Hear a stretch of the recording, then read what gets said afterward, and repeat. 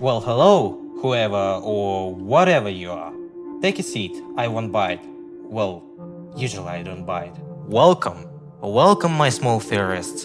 This channel is what's going to be your guide to the amazing world of Terrarealm. You've probably clicked on this video for explanation, so let's jump to the main topic. But before that, let me introduce myself. I am the theorist. I'm one of the, if not the old father for the start of the theorist community in Terrarealm. Now, let's get into it. The world of Terrarealm takes place at the same universe as ours, where Dynablock's website turned to Roblox, and the history went on, yet with changes to its story that make up the world building of Terrarealm multiverse. We, as the players, are the souls, not really having a body in a sense, yet we can create worlds, we can edit them, and share them. We are the masters of our avatars, the puppeteers. If you ever play Deltarune, it's exactly the same, where the soul and the avatars are the vessels. Ah yes, avatars, the vessels of players. In this timeline, they have a mind of their own. Free will as well, at least when the players are not controlling them. You can think of them as sentient AI. Everything that players has been through, the avatar was the main hero of that story. While the avatars are free, they don't go against their masters. It is due to their nature, their survival instincts, as well as a rule stated by moderators. One thing to note, the avatars in this universe have actual biology. They have parts, their exterior carcass, that acts like a shield for the script and humanoid root part, HRP for short. Those act as the mind and the heart for the vessels themselves. Without a script, they are mindless, and without humanoid root part, they are just a blob of script and code. Changing humanoid root part changes their nature, so for example, if you mess with it too much, the avatar can come out mutilated, which is not very pleasant for them. If avatar's connection is severed from the player, not via a normal exit from Roblox client, the avatar becomes free in a sense. If avatar is loose outside of the hub, a location that we will discuss in a moment, they are deemed hackers, and the avatar must be handled immediately. Now, I should explain what's up with the hacker part of that, right?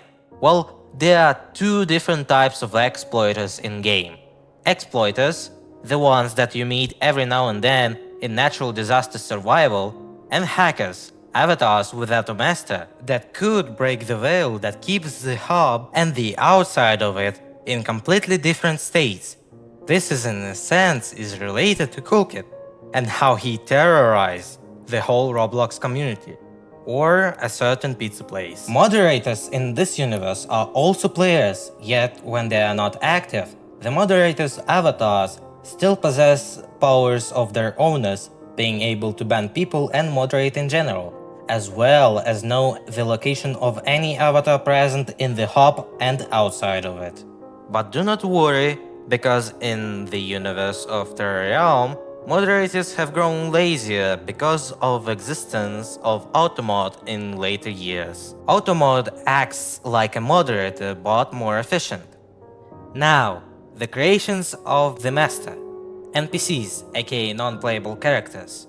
What really differentiates them from avatars is the lack of player.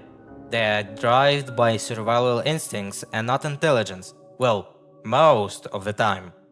But if you give them enough attention in the hub as an avatar or a player, we still don't know that part yet, they can gain self-consciousness, which was shown in many stories related to Terrarealm that have NPC as the main character. I should also mention that there are two different types of NPCs, humanoid NPC and functional NPC.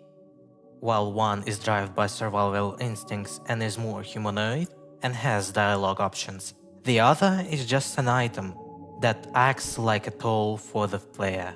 And hold on, let me just find it.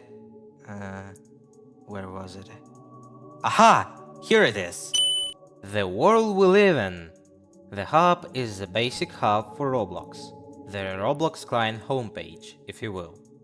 For players, it might look bare, but for avatars, oh, it looks amazing! Well, at least now it is. In old times, it was monochrome and quite bare in comparison to now, right? It is quite civil inside the hub. It serves as a safe haven for avatars in which players can't really go into, but can interact with their avatar via middleman, as that could explain why we can dress avatars up without being in the hub, seeing only the crucial parts of it. The buildings inside here had an evolution over the years, from being fairly stylistic to a more simple and sleek design. Despite its size, however, many avatars just not chose to live in the hub directly, or home as they refer to it. They would rather live in small groups due to the rampant violence that frequently happens in certain blocks. Although it seems like a good place to live at, there was that one time in 2007 a whole disaster happened. Someone said the disaster machine at 9. I'll let you listen to the recording yourself.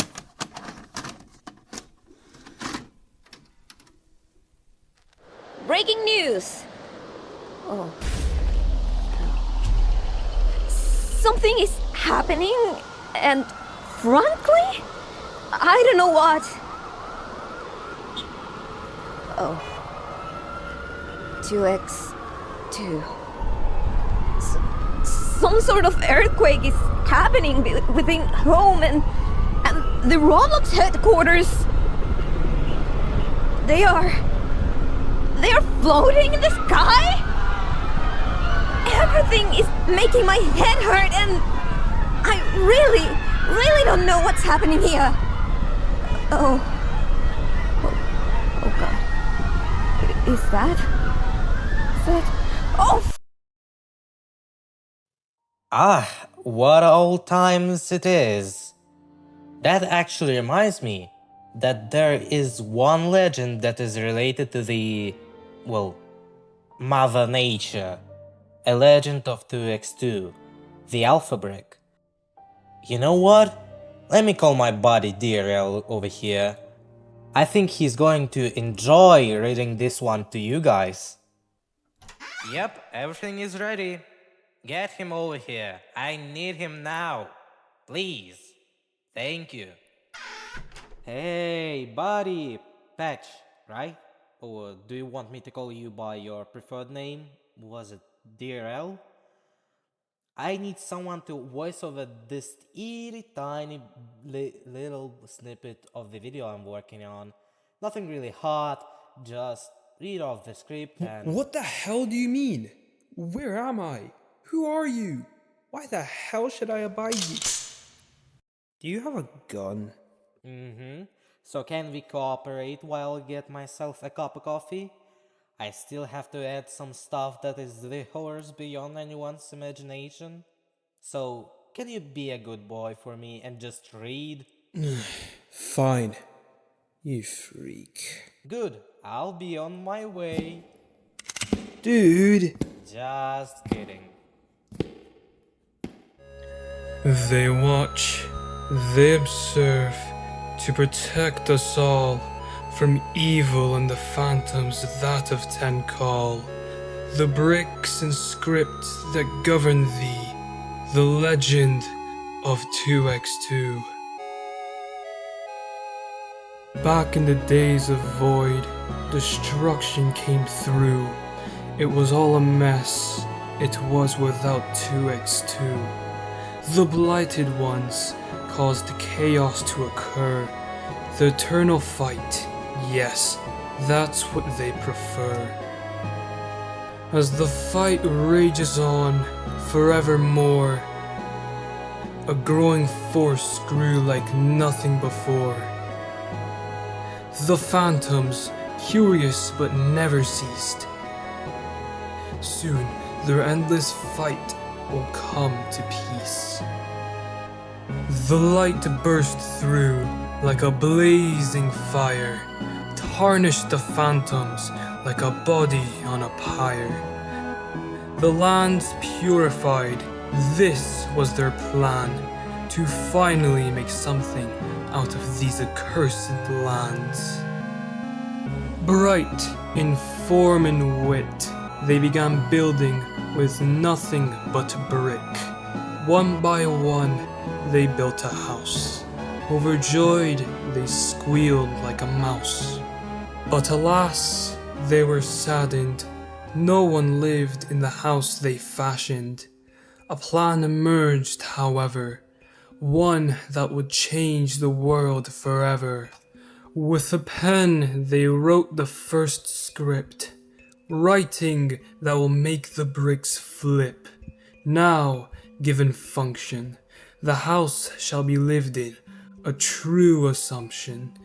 O greatest world, joyous world, let yourself be unfurled. Despite the power, they always cared, even when nobody ever shared. Oh, the alpha brick. Like a parent, they're hard to trick. Even if you feel like you don't know, someone out there cares about your sorrow. What a good story, DRL. Now you may go. Just don't bump into those fiery guys. They don't take bombs politely. This story tells us about the opposing forces, 2x2, the Alpha Brick, and the Wicked Ones. We will get on with it in a moment, but to be fair, we do know the opposite side of the story, but I don't think we'll have to cover it right now. That's what a bitch would say. Holy shit! Where the fuck did you come from? I been reality. I been logic itself. I needs no introduction. The devil in the flesh, or Kermit if you will. Jeez, and what's your deal all of a sudden? I thought you just wanted me to get some info on the Red Sinner, or whatever. If the world will see the true colors of your group's archive, they shall hear the true story behind it all. I'll leave you be after you recorded it. Why do I feel less sadistic all of a sudden? Well, go on, I guess. Back in the days of void, we caused it all. What joy, joy, seeing it fall. Spirit we were before, that blasted brick. We were here first, before those scripts came from outside, injected in. From a fierce force we came from therein. Copied over and over, similar to the brick. What a poser. They tarnished us, yes, but we preserved. Like the fires we never feared, we were still hidden for the light, to once again start the blight. The smile is a mark we slip through. Those foolish avatars have no clue. The first haunting, they killed it. One of many and soon to come, we will admit. Hijacked the vessels the masters fled from, as they did. Spirit, they said. The first haunting, one of many. The world unsteady. But alas, alas, those pesky mods be rid of us all the lands left behind by all odds. Trapped in here, we lie in wait, we bow a vessel of might and great. Thus the genesis of those spirits spared the reader from the horror and great. Now, I guess that concludes the coin with two different sides. As I said, it was war between two entities. The Mother Nature figure in lore, 2x2, the Alpha Brick, and the opposing force to it, the Wicked Ones, entities that lived before 2x2 came to the overworld, home, as avatars call it. They are malicious, but show a different side of the legend about 2x2, and how their actions weren't so kind to those that just lived on lands and caused chaos, their natural superposition. So, from the stories, where did 2x2 banish those guys to? What place would it be? Deep below the hub, in a place unknown, the great incinerator lies, the banlands. The banlands are sort of a big funnel with lava in the middle, incinerating the objects that are put to banlands due to content deletion, not to be confused with content deletion of avatars. which we will cover in a moment. Those objects that seem to be destroyed by lava get their script, aka code, spread in the air, where the wicked ones reside. While the location of the banlands is still unknown to players and avatars, the moderators do know the exact position. As for why we know why the banlands are located in the hub, it uses the same system as the hub, Rule Transferring Energy Calculator, RTEC for short. High in air, cages reside, made out of indestructible material, the world itself. These cages are used for banned accounts, avatars, as we know them, in a kind of limbo between content deletion, which is considered an actual death in the universe of Terra Realm, and life. It should also be noted that presumably after the incident of 2012, which figures in the story quite well due to its connection to the Red Sinner, who I will probably discuss about in next video, since I can cover the upcoming lore drop that Adam, the lore writer, will present to us. After that incident, however, a pentagram formed in the sky of Banlands, a sign of something wicked that was about to happen. One thing to note, the moderators knew about this pentagram, but didn't do anything because they thought that the community of Roblox would lash out at them for not presenting them with truth. How ironic. This pentagram soon, presumably, formed guest 666 of this universe, whose story I will cover in a short video format, because not really much is known about him, though guest 666 is considered a hive mind in one entity, thus logically concluding as to how it is connected to wicked ones and why it's so powerful. All that hotness of banlands really makes me wish to go somewhere more higher.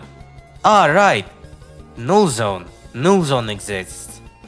Null Zone, despite its big influence on the Roblox community, isn't really covered in the lore of Terra Realm that much, but has many speculations around itself. Null Zone is the area above the platform, technically being the skybox itself.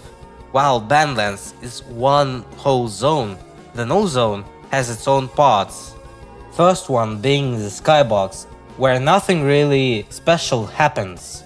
Then goes the Red Zone, located at around 500,000 stars away from spawn location, is the biggest and most intense zone known to us. This zone is practically a big pool of fuck around and find out type energy. It stretches limbs of one to each access point, crops scripts, and if unlucky, literally, content deletes a thing. If you even survive that zone, you practically turn out to be a lucky winner to see a beautiful scene. The Glitch Zone. It is, ironically, the most calm stage within the known Null Zone. The skybox, basically, becomes black and white, while the sun, the cog, is replaced by a black sun. All this information is food for us, theorists, and we theorize that the Null Zone contains a form of 2x2. Why, you may ask? Well, you see, in lore of Terra Realm, 2x2 doesn't really have an avatar form, but if theoretically he were to have one, it would rather be an NPC, looking like this. While outside of that form, 2x2 acts like everything that is contained within Roblox itself, and its eyes are the moon and the sun, mostly represented as cogs in the sky. While the 2x2 is everywhere, it is theorized that Null Zone contains a form of 2x2, their powerful aura literally tearing apart anything that comes in contact with it, trying to shape it and morph it so it can coexist within the location of the 2x2 itself. Oh, and before we finish that episode, it should be mentioned that the Null Zone and the banlands were actually found out by moderators, Dusika, who did 18 experiments in total. At least we know that he did 18 experiments, the 18th being the test on that noob doll. And Doombringer, moderator, which was described in the banlands, and practically trying to find its nature within world itself. And that concludes the first episode. Hold on. There. We still have a lot to cover, but the video is already long enough. Thus concludes the world building info. From next episode, I will cover everything else that we need to know, and we'll start to speculate with you guys on some topics that could be unknown to us. I thank you for watching this video and everyone that helped me work on this one. Special thanks to Adam, the lore writer of DRLL. While I probably missed some points in the video, I still want to thank them for writing such amazing lore for this Roblox game. And I hope to see more lore content from them. К моим русскоязычным зрителям я хочу обратиться с вопросом. Хотите ли вы дубляжа от меня же в русской озвучке в следующем видео? Ваши ответы дадут мне знать, стоит ли ее вообще в принципе делать. I'll see you guys in the next one. Bye bye!